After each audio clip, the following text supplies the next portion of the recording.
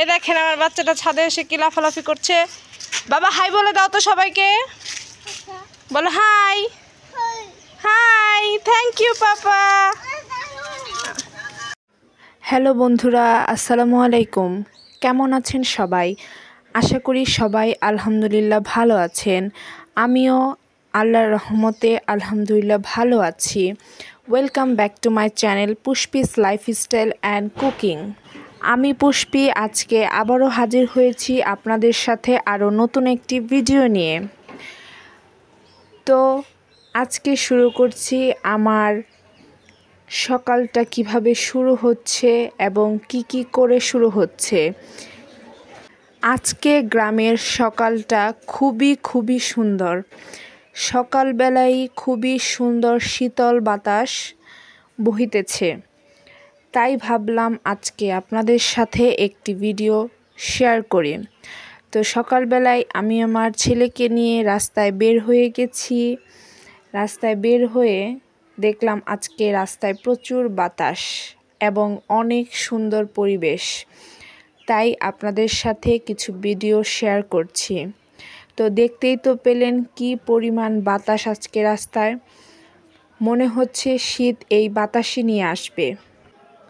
তো এই যে দেখতে পাচ্ছেন ক্ষেতের পাশে, ধান ক্ষেতের পাশে বেগুন গাছ, পেঁপে গাছ, এগুলো কিন্তু আমাদের নিজেদের।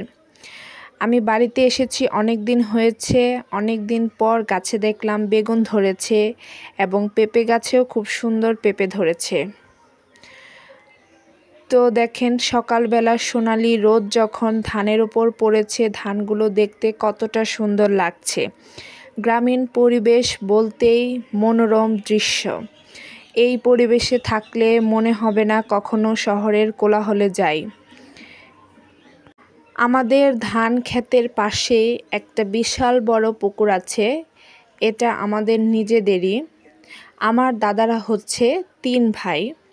তো আমার দাদা হচ্ছে বড়। তো এই পুকুরটাও 3 ভাইয়েরই। 3 ভাই মিলেই এই পুকুরটা অনেক আগের সময়ে খনন করেছিল। এখনও 3 ভাইয়ের নামে এই পুকুরটা রয়েছে। এই সকালবেলা পুকুরের মধ্যেও কিন্তু খুবই সুন্দর সোনালি রোদ পড়েছে। এখন কিন্তু গ্রামের দিকে রাত্রে অনেক ঠান্ডা পড়ে এবং ভোরের দিকে কিন্তু অনেক কুয়াশা পড়ে। আমি আপনাদের সাথে আরেকটা ভিডিও শেয়ার করব কোনো একদিন ভোরের কুয়াশা নিয়ে।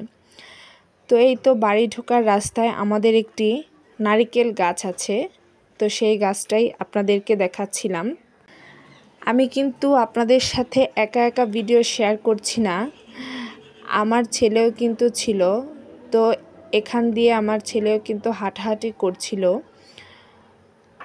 তো গ্রামে এসেছে আমার ছেলেকে কিন্তু আমি খালি পায়ে হাঁটতে দেই, কারণ এই যে এখন যে মাটিটা তারা পাবে, এই মাটিটা কিন্তু শহরে গেলে আর পাবে না। আমাদের শরীরের জন্য কিন্তু মাটিও খুবই উপকারী। তো এই তো আমার ছেলের সাথে দুষ্টুমি করতে করতে কিন্তু আমি বাড়িতে ঢুকে গেলাম। তো আমাদের বাড়িতে কিন্তু ছোট একটি বাছুর আছে। তো এই বাছুরটাকে আমরা সবাই সবসময় খুবই আদর করি, যত্ন করি। বাছুরটার সাথে আমিও খেলা করি, আমার বাচ্চাও খেলা করে। আমার বাচ্চা তো অনেক মজা করে আমার এই বাছুরটার সাথে। তো আমাদের এই গরুর ঘরটা যখন দেওয়া হয়েছিল তখন কিন্তু আমাদের অনেকগুলো গরু ছিল। তো এখন বাড়িতে গরু পালার মতন কেউ নেই বলে এখন গোয়ালে একটা মাত্রই গরু দেখা যাচ্ছে।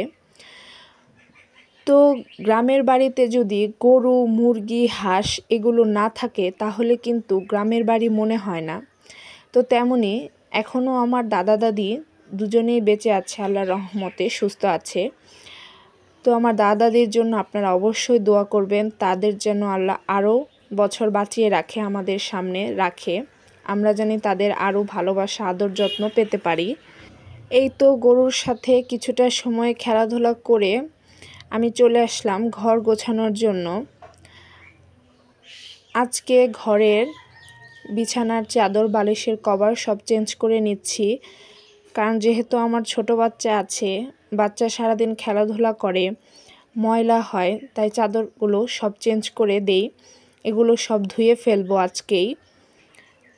তো এই তো সব কিছু কিন্তু চেঞ্জ করে ফেলেছি। আমি এখন কিন্তু আমার বাচ্চার জামা কাপড়গুলো, কাঁথা সব কিছুই কিন্তু গুছিয়ে নিচ্ছি খুবই তাড়াতাড়ি করে। সব কিছু গুছিয়ে নিয়ে আমি এগুলোকে এক সাইডে রেখে দেব। আমার কথায় যদি কোনো ভুল থেকে থাকে অবশ্যই আপনারা কিন্তু ক্ষমা দৃষ্টিতে দেখবেন। আর আমি যেহেতু গ্রামের বাড়িতে আছি, আমার ভয়েস দেওয়ার সময় হয়তো আশেপাশের অনেক শব্দ আসতে পারে, আপনারা এগুলোও কিন্তু একটু ক্ষমা দৃষ্টিতে দেখবেন। আর আপনাদের কাছে আমি একটাই রিকোয়েস্ট করছি, যারা আমার চ্যানেলটিতে নতুন তারা অবশ্যই আমার চ্যানেলটি সাবস্ক্রাইব করবেন এবং একটি লাইক দিয়ে পুরো ভিডিওটি দেখে নেবেন। আপনাদের একটি লাইকে আমার ভিডিওগুলো আরও 10 জনের কাছে পৌঁছে দেবে। আর সুন্দর সুন্দর কমেন্ট করবেন, যাতে করে আপনাদের কমেন্টগুলো দেখে আমি আরও মনে সাহস পেয়ে আপনাদের জন্য আরও সুন্দর সুন্দর ভিডিও নিয়ে হাজির হতে পারি। আমি অফ ক্যামেরাতে এই রুমটাও ক্লিন করে নিয়েছি। এটা হচ্ছে আমার ছোট বোনের রুম। আমার বিয়ের আগে এটা আমার রুমই ছিল। এই টেবিলটাও কিন্তু আমার পড়ার টেবিল ছিল। যেহেতু আমার বিয়ে হয়ে গেছে, আমি শ্বশুরবাড়ি চলে গিয়েছি, এখন আমি এই বাড়ির কিছুদিনের অতিথি। এই যে আমরা মেয়ে মানুষ, তাই না? কিছুদিনের জন্য আমরা বাবার বাড়ি আসি অতিথি হয়ে। যেই বাড়ি ছিল একটা সময় আমার নিজের বাড়ি, সেই বাড়ির অতিথি হয়ে আজকে আমি এসেছি। তো এখন এই রুমটা কিন্তু আমার বোনের। তো এই রুমটাকেও আমি অফ ক্যামেরাতে পরিষ্কার করে নিয়েছি, যদিও টেবিলটা ভালোভাবে পরিষ্কার করা হয়নি, কারণ আমার বোন পড়াশোনা করছিল।